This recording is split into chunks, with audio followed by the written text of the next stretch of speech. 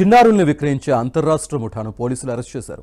9 మంది నిందితులతో పాటు 18 మంది పిల్లలను దత్తత తీసుకున్న తల్లిదండ్రులను అదుపులోకి తీసుకున్నారు.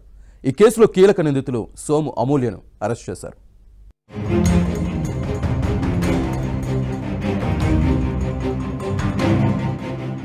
రాచకొండ పోలీసులు చిన్నపిల్లల విక్రయాలకు సంబంధించి భారీ అంతర్రాష్ట్ర ముఠాను అరెస్టు చేశారు. ఈ ఆపరేషన్ లో మొత్తం 9 మంది నిందితులను అదుపులోకి తీసుకున్నట్లు రాచకొండ పోలీస్ కమిషనర్ సుధీర్ బాబు తెలిపారు.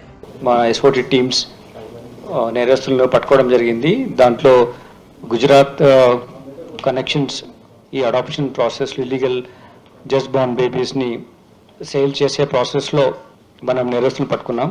ర్యాకెట్ కూడా ఇందులో బయటకు వచ్చింది. దీంట్లో వాళ్ళు కూడా కలిసి 2, 3, 4 అట్లా రకరకాల మోడ్యూల్స్ వచ్చాయి. దీంట్లో టోటల్గా 25 బేబీస్ని ఇల్లీగల్గా ప్రొక్యూర్ చేసి ట్రాన్స్పోర్ట్ ఇక్కడ తీసుకొచ్చి వాళ్ళని అమ్మడం జరిగింది. ఈ ముఠా పిల్లల అక్రమ విక్రయాల్లో కీలకంగా వ్యవహరించినట్లు పోలీసులు గుర్తించారు. పోలీసుల అనుసంధానంలో ముఠాలో ప్రధానంగా అమూల్య అనే మహిళ కీలకంగా వ్యవహరించినట్లు నిర్ధారణ అయింది. ఈ ముఠా 10 మంది చిన్నారులను అక్రమంగా విక్రయించింది. ఇంకా అమూల్యతో పాటు దీప్తి అనే మహిళ కలిసి మరో 8 మందిని అమ్మినట్లు పోలీసులు గుర్తించారు.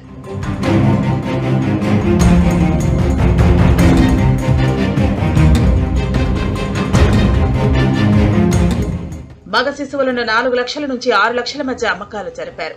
ఆడ శిశువులను 2 లక్షల నుంచి 4 లక్షల మధ్య విక్రయించారు. ఇప్పటి వరకు 25 మంది శిశువుల అమ్మకాలు జరిగాయి. ఇందులో 16 మందిని ఇప్పటికే రెస్క్యూ చేయగా ఇంకా 9 మంది చిన్నారులను కాపాడాల్సి ఉంది. ముఠాలో కీలక నిందితురాలిగా అమూల్య పేరు నిలిచింది.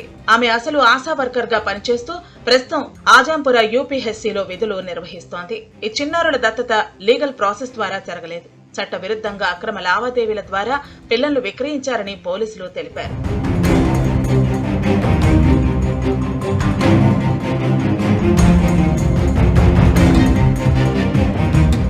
జువెనైల్ జస్టిస్ యాక్ట్ ప్రకారం దత్తత ప్రక్రియ ఆన్లైన్లో నమోదు చేసి ప్రభుత్వ అనుమతితో మాత్రమే జరగాలి. కానీ ఈ ముఠా ఆ విధంగా కాకుండా అక్రమ మార్గాల్లో చిన్నారుల విక్రయాలను కొనసాగించింది. మహారాష్ట్ర, ఉత్తరప్రదేశ్, ఛత్తీస్గఢ్ల నుంచి చిన్నారులను సేకరించారు. తమిళనాడు, కర్ణాటక, పశ్చిమ బెంగాల్, ఆంధ్రప్రదేశ్, తెలంగాణ రాష్ట్రాల్లో విక్రయించారు. ఈ కేసుపై పోలీసులు ఇంకా దర్యాప్తు కొనసాగిస్తున్నారు.